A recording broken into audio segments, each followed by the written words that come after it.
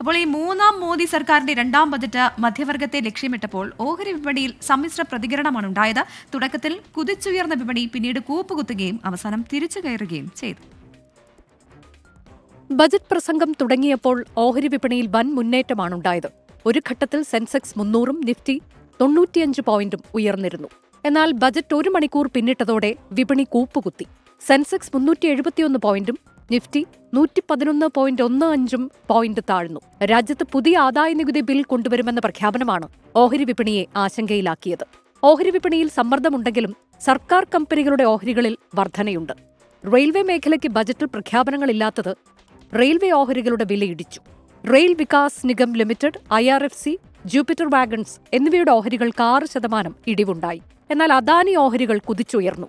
അദാനി പവറിന്റെ ഓഹരി 4%, അദാനി ഗ്രീനിന്റേത് 3.52% വർദ്ധിച്ചു. ITC ഓഹരിയിൽ 3% വർധനയുണ്ടായി.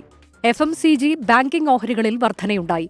IndusInd bank, Tata motors, L&T, Reliance, UltraTech ഓഹരികൾ നേട്ടമുണ്ടാക്കി. ടൈറ്റന്റെ ഓഹരികളിൽ നേരിയ ഇടിവ് രേഖപ്പെടുത്തി. ബജറ്റ് അവതരണം പൂർത്തിയായതിനു ശേഷം തകർച്ചയിൽ നിന്ന് വിപണി പതിയെ തിരിച്ചു കയറുകയാണ്. Research desk 24. ഓഹരി വിപണിയിലൊക്കെ നിക്ഷേപം നടത്തിയിട്ടുള്ളവർ ഏറെ ആകാംക്ഷയോടെ ഉറ്റുനോക്കുന്ന ഒന്നാണ് ഈ ബജറ്റ്. അപ്പോൾ അതിലിപ്പോൾ തിരിച്ചു കയറിയിട്ടുണ്ട് ഇന്ത്യൻ ഓഹരി വിപണി എന്നുള്ളത് വളരെ പോസിറ്റീവായിട്ടുള്ളൊരു വാർത്തയാണ്.